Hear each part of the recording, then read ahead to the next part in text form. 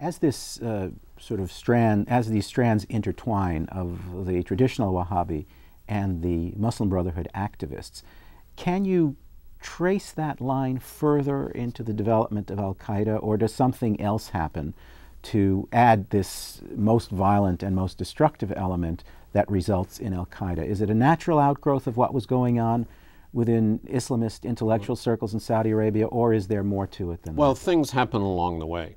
The ingredients are there, but you have to remember, starting in 1979, the Soviet Union invaded Afghanistan, and Afghanistan became a cause célèbre throughout the Islamic Muslim world. And it gave these neo-Wahhabis who were already inclined toward activism a place to go and a cause to fight for. And that gave them a field where to sort of consolidate their activism. And at the end of the war, these neo-Wahhabis, jihadis who had already fought or at least gotten as far as Pakistan on the way to the battlefield, came home by the thousands to Saudi Arabia with this activism now inbred into them and looking for new causes to join or fight for. And so this became a real problem for the Saudis. And then you have to remember that in what we call the first Gulf War in 1990, when Saddam Hussein of Iraq invaded Kuwait and took it over, the United States got involved because we feared that Saddam Hussein's troops were going to march right into Saudi Arabia. And the Saudis feared it as well. Saudis feared it as well. And we ended up sending 500,000 troops into the heartland of the country where Mecca and Medina, the two most holy sites of Islam, are located. I do want to come to that, but I just want to interrupt because there's a point you made earlier that I just wanted to elaborate on a little bit, which is the return of these jihadis, these neo-Wahhabis from Afghanistan after their victory over the Soviets. And in other conversations in this series, we have talked about this blowback effect, and the U.S. and the Saudi governments both encourage this phenomenon.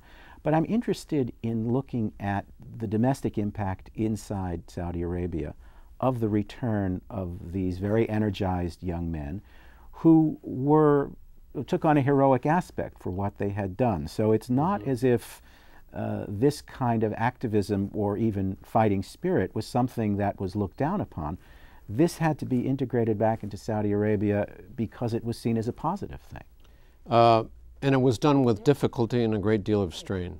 And you had, before too long, what they called an Islamic awakening inside Saudi Arabia, of these activists pushing for, well, particularly against association of Saudi Arabia with the United States and with the West.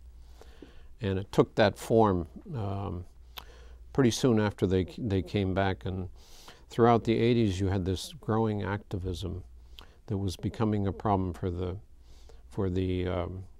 Saudi government. And at one point, but it more happens in the 90s than the 80s, if you want to project forward here. These activists, they had to decide what they were going to do. Some of them ended up in jail inside Saudi Arabia. Osama bin Laden decided to move to the Sudan, and a whole group of them went to London to form an opposition to the Saudi government. So you had three sources of opposition to the Saudi government forming and growing. One under the leadership of Osama bin Laden, who would of course become, and is today still a key problem for us. Another group in London that was broadcasting and sending out tapes and attacking the government every way they could. And then a group that ended up in jail inside Saudi Arabia. So you had these Islamic activists descending from the official Wahhabi establishment that stayed with the government. But it caused a lot of tension inside Saudi society.